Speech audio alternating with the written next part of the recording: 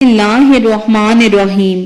ماہ رمضان کی 19، 20 رمضان کو ان تاریخوں کے اندر جس گھر میں بھی یہ ایک سورت پڑھی جاتی ہے، ماہ رمضان ختم ہونے سے پہلے وہ ارب پتی بن جاتا ہے۔ ان تاریخوں کا ذرا خیال رکھیے گا کہ یہ تاریخیں آ چکی ہیں، یہ ایام آ چکے ہیں۔ اگر آپ ان 2 دنوں ہفتہ اتوار کے اندر صرف یہ ایک سورت پڑھ لیں، چند منٹوں کی یہ ایک سورت اگر گھر کے اندر پڑھ لیں تو مالا مال ہو جائیں گے۔ یہ عام سورت نہیں ہے۔ اس مہینے کا عمل بتا رہی ہوں کہ صرف 3 دنوں کے اندر روزانہ آپ نے صرف 5 منٹ میں یہ سورت پڑھنی ہے۔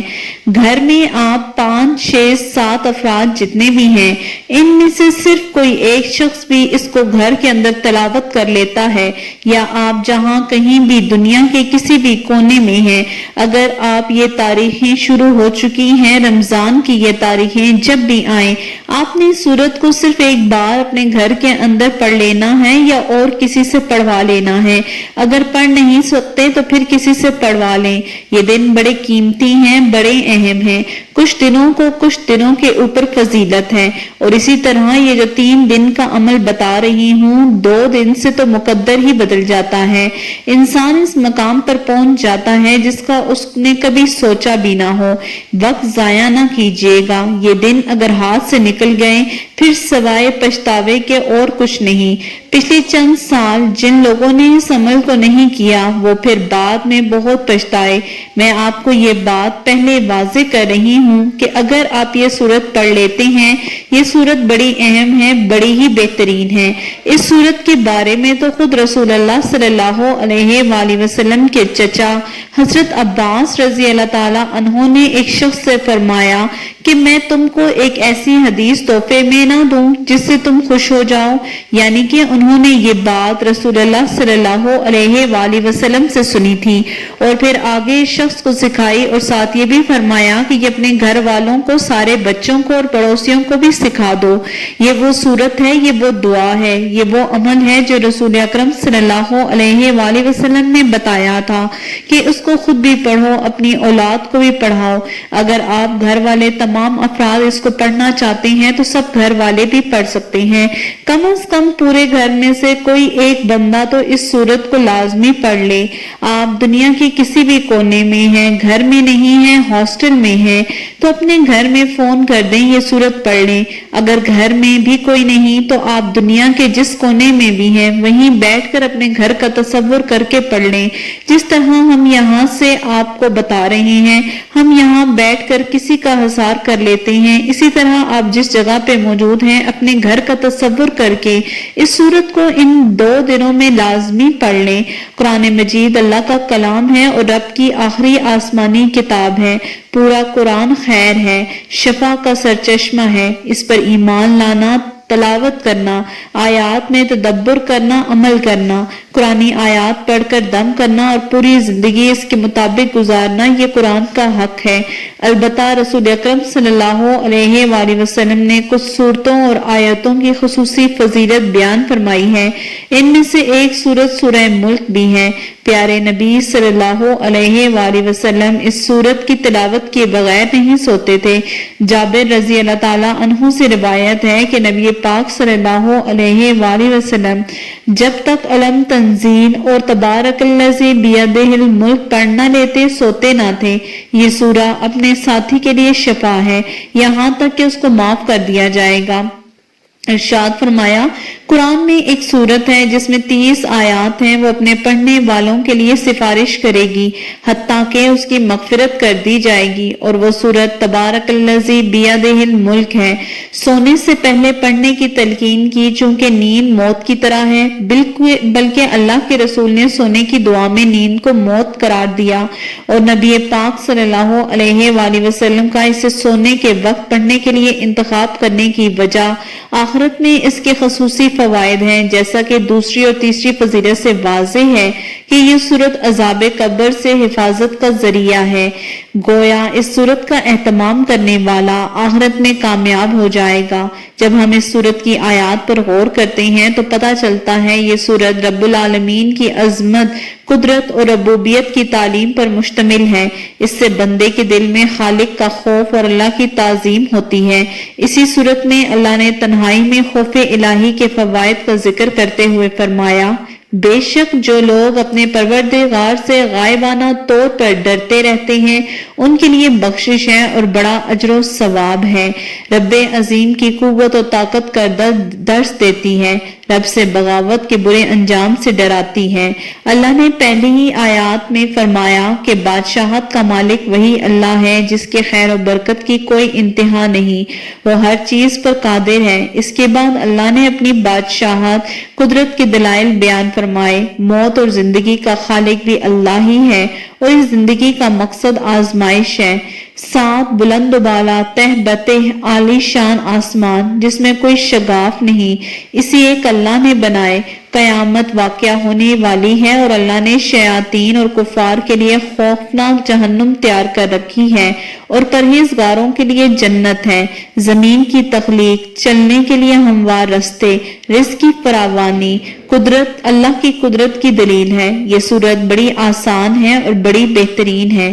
کتنی بار پڑھنی ہے میں یہ بات واضح کرنا چاہوں گی، کیونکہ یہ سورت وہ ہے جو کہ اللہ سے جھگڑا کرتی ہے کہ یا اللہ، جھگڑا کرنے والی سورت ہے۔ اور یہ سورت اگر آدمی کو قبر کے اندر عذاب ہو رہا ہو، اس کے اوپر اس کو صرف ایک بار پڑھا جائے تو قبر کے عذاب سے اس مرنے والے کو نجات مل جاتی ہے، اس کی قبر میں نور ہی نور آ جاتا ہے، جنت کے باغ بن جاتی ہے۔ اور اسی طرح جو شخص بھی کسی کی بخشش کے لیے اس کو پڑھتا ہے، تنگدستی کو دور کرنے کے لیے پڑھتا ہے، گھر سے مصیبتوں کو دور کرنے کے لیے پڑھتا ہے، تو جیسے قبر کے اندر روشن اور منور ہو جاتی ہے، اسی طرح جو شخص اس کو پڑھتا ہے اس کا گھر بھی منور ہو جاتا ہے، غموں سے پاک ہو جاتا ہے، مشکلات اس کے گھر نہیں آتی۔ اسی لیے آپ نے اس سورت کو جس ترتیب کے ساتھ بتاؤں گی اسی کے مطابق پڑھنا ہے۔ اور یہ سورت مکہ مکرمہ کے اندر نازل ہوئی، صرف 30 آیات ہیں، یہ آپ کو 3 دن کے اندر اندر مالا مال کر دے گی، آپ کو پتہ بھی نہیں چلے گا۔ اگر آپ یہ سورت پڑھ لیتے ہیں تو آپ دیکھیں گے آپ کے گھر میں بہاریں آ گئی ہیں، آپ حیران ہوں گے۔ اگر آپ اس سورت کا ترجمہ پڑھیں تو آپ کو سمجھ آ جائے گی کہ موت اور زندگی جس کے پیچھے آج ہم دوڑ رہے ہیں یہ عطا کرنے والی ذات اللہ کی ہے۔ جب آپ اس سورت کا مکمل مطالعہ کرتے ہیں، پڑھتے ہیں، تو اندر جو کچھ اللہ نے بیان کیا ہے آپ کو سمجھ آ جائے گی کہ اس سورت کے بارے میں ہمیں آج تک پہلے کسی نے کیوں نہیں بتایا۔ جو عمل میں آپ کو بتا رہی ہوں یہ عام نہیں، یہ بڑا ہی قیمتی ہے۔ آپ کو نماز ظہر کے بعد کرنا ہے۔ یہ وقت جو آپ کو میں نے بتایا ہے آپ ظہر کے بعد کریں۔ جو ترتیب اور طریقہ کار بتا رہی ہوں اگر ظہر کے بعد نہیں کر سکتے کسی بھی نماز کے بعد کر لیں، فجر کے بعد، ظہر کے بعد، عصر کے بعد، مغرب یا عشاء، 5 نمازوں میں سے کوئی ایک نماز کا وقت رکھ لیں۔ اب آپ سب سے پہلے نماز پڑھیں۔ آپ اس نماز کے بعد پڑھیں۔ پہلے دن آپ نے جس وقت یہ سورت پڑھی باقی بھی آپ نے اسی طرح ہی پڑھنی ہوگی۔ اگر آج آپ نے ظہر کی نماز کے بعد پڑھی ہے تو کل بھی ظہر کے بعد پڑھیں اور پرسوں بھی۔ اسی طرح اگر آپ نے فجر کے بعد پڑھی ہے تو کل بھی پرسوں کے بعد پڑھیں، فجر کے بعد پڑھیں اور پرسوں بھی۔ اب جو شخص آپ میں سے مقروض ہے، جس کے اوپر قرض ہے، اترنے کا کوئی نشان نظر نہیں آتا، وہ شخص اس سورت کو پڑھتے ہی اس کے لیے ایسا انتظام ہو جاتا ہے کہ وہ خود حیران رہ جاتا ہے۔ ایک دیندار انسان پر 3000 دینار کا قرض چڑھ گیا اور اس کے اندر آپ کو مکمل اس عمل کے بارے میں بھی پتہ چل جائے گا اور یہ بھی پتہ چل جائے گا کہ اس کے پڑھنے سے کتنا فائدہ ہوتا ہے، کتنی آسانیاں ہوتی ہیں۔ یہ سورت اور یہ عمل کئی صدیوں پہلے ایک کتاب سے لیا گیا تھا اور جس نے بھی پھر اس عمل کو کیا اس کی زندگی میں خوشیاں ہی خوشیاں آئیں۔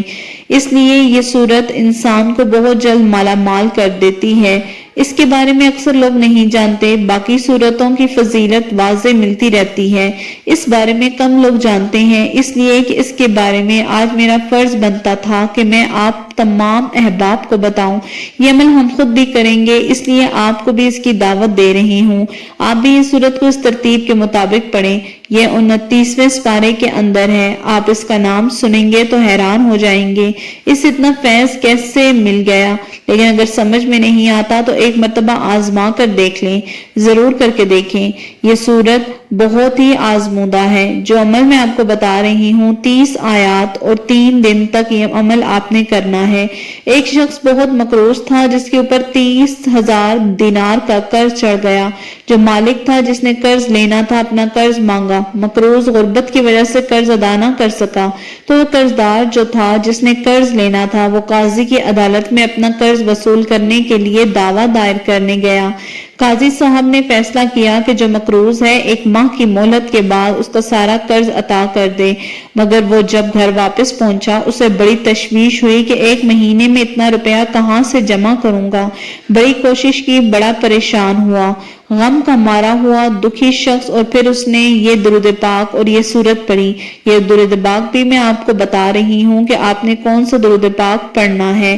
یہ بڑے آسان الفاظ ہیں، اکثر لوگ نہیں جانتے۔ اور یہ سورہ ملک جو 29ویں پارے کی پہلی سورت ہے اور اس کی 30 آیات اور 2 رکوع ہیں، آپ نے پڑھنی ہوگی۔ اس سے پہلے یہ بات سمجھ لیں کہ درود پاک کس ترتیب کے ساتھ آپ نے پڑھنا ہے۔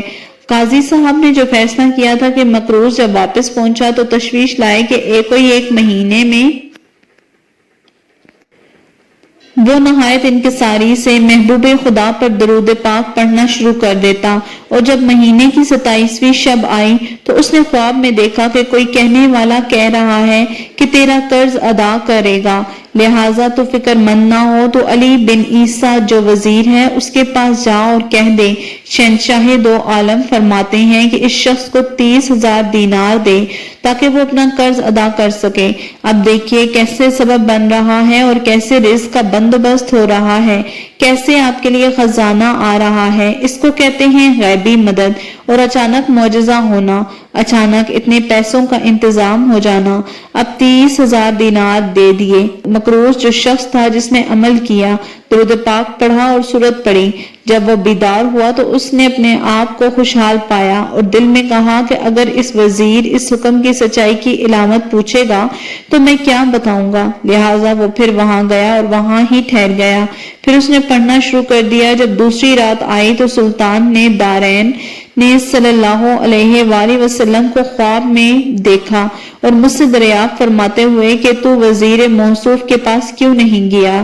میں نے عرض کی یا رسول اللہ صلی اللہ علیہ وآلہ وسلم، آپ کی اس حکم کی سچائی کی علامت چاہتا ہوں۔ آپ نے اس پر میری تحسین فرمائی اور فرمایا اگر وہ علامت پوچھے تو کہہ دینا کہ تو ہر روز نماز فجر کے بعد سے طلوع آفتاب تک مجھ پر درود شریف کا نذرانہ بھیجتا ہے اور یہ سورت پیاری سی مبارک سورت پڑھتا ہے۔ اس کا علم میں خداوند کریم اور تیرے سوا کسی کو نہیں۔ تو مقروض ہے جو ایک دیندار انسان تھا، فرماتے ہیں کہ جب وہ وزیر موصوف کے پاس گیا، اس کے سامنے اپنا خواب اور اس کے صدقے کی علامات بیان کی تو وزیر یہ سن کر بہت خوش ہوا، کہنے لگا مرحبا رسول اللہ حق۔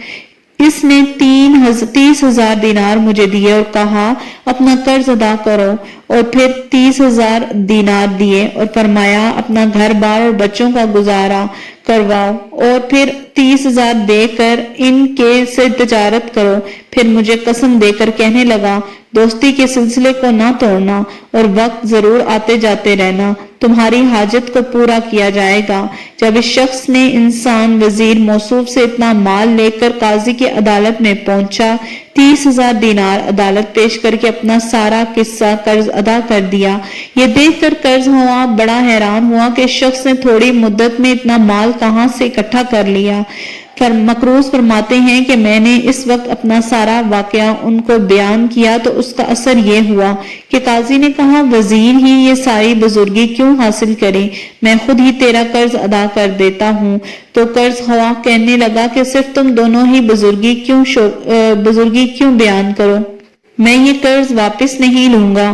اب وہ نیک اور دیندار انسان یہ تمام مال و دولت لے کر اپنے گھر آ گیا۔ یہ ہے وہ عمل اور یہ ہے وہ قسمت کا سکندر شخص جو اس عمل کو کرے گا اور پھر اپنی قسمت پر رشک کرے گا۔ پھر اس کلام پر آپ کو فخر ہوگا، آپ کو پتہ بھی نہیں چلے گا کہ غیبی خزانوں سے آپ کی مدد ہو رہی ہے۔ میں یہ بات واضح کرتی جاؤں کہ اس عمل کو شروع میں آپ نے درود پاک پڑھنا ہے، آخر میں بھی، کیونکہ درود پاک سے ہی وظیفے کی فضیلت بڑھ جاتی ہے۔ اور اس لیے درود پاک کے بارے میں آپ کو پتہ ہی ہے، ہر شخص اس کے بارے میں جانتا ہے کہ اللہ نے قرآن کے اندر درود پاک کے حوالے سے بتایا، صلو علیہ وسلم تسلیما، اللہ اور اس کے فرشتے درود پاک پڑھتے ہیں، اور ایمان والوں کو بھی حکم ہے کہ وہ بھی حضور اکرم کی ذات پر درود پڑھیں۔ رب خود بھی درود پڑھتا ہے اور اہل ایمان کو بھی درود پڑھنے کا حکم دے رہا ہے، تو پھر آپ اندازہ لگائیے کہ یہ کتنا پیارا عمل ہے۔ اس لیے آپ کو میں یہ بات واضح کرتی چلی جاؤں کہ اگر کسی بھی قسم کا کوئی بھی مسئلہ ہوگا تو اس عمل کے ذریعے وہ خود بخود حل ہو جاتا ہے، قرض ادا ہو جاتے ہیں۔ اب مختصر سا آسان سا درود پاک ہے، آپ وہ پڑھیے اور اپنے عمل کا آغاز کیجئے۔ آپ نے 100 مرتبہ پڑھنا ہے، اور اگر آپ درود ابراہیمی پڑھیں گے تو وہ آپ نے صرف اور صرف 7 بار پڑھنا ہے۔ ایک دفعہ ثواب کی نیت سے میرے ساتھ پڑھ لیں، اللہم صلی علی محمد وعلی آل محمد کما صلیت علی ابراہیم وعلی آل ابراہیم انکا حمید مجید، اللہم بارک علی محمد وعلی آل محمد کما بارکت علی ابراہیم وعلی آل ابراہیم انکا حمید مجید۔ نماز ظہر کے بعد بڑا بہترین وقت ہے، ورنہ آپ کسی بھی وقت کر سکتے ہیں، نماز کا وقت خاص کر لیں۔ اس عمل کو پھر دیکھیں کہ آپ کے لیے رستے کیسے کھلتے ہیں، کیسے آپ امیر ہو جاتے ہیں، کیسے آپ کے مسائل حل ہو جاتے ہیں۔ آپ نے سورت کو بھی صرف 3 بار پڑھنا ہوگا۔ یہ سورت جو میں نے پیچھے ذکر کی ہے، سورہ ملک، اس کو 3 بار پڑھنے کے بعد آخر میں درود شریف پڑھنا ہے جو ابھی ہم نے پڑھا۔ آپ نے صرف پھر ایک تسبیح آخر میں شروع میں کرنی ہوگی اور درمیان میں یہ سورت پڑھنی ہے۔ درود پاک آخر میں پڑھنے کے بعد آپ نے ایک تسبیح استغفر اللہ کی پڑھنی ہے، اور اس کے بعد اللہ کی بارگاہ میں دعا کرنی ہے کہ اے اللہ تو غیب کے خزانوں سے عطا کر دے۔ یہ عمل 3 دن کے بعد آپ روزانہ بنیاد پر اپنے کم و بیش اس درود پاک کو 100 بار روزانہ کی بنیاد پر پڑھتے رہنا ہے، تب آپ کو 3 دنوں کے اندر جو چاہتے ہیں، جتنا چاہتے ہیں، ضرور ملے گا۔ امید کرتی ہوں کہ آپ نے اللہ تعالیٰ کے 99 ناموں میں سے ایک نام ضرور لکھ دیا ہوگا اور آپ کو وظیفے کی اچھے سے سمجھ آ گئی ہوگی۔ جزاک اللہ۔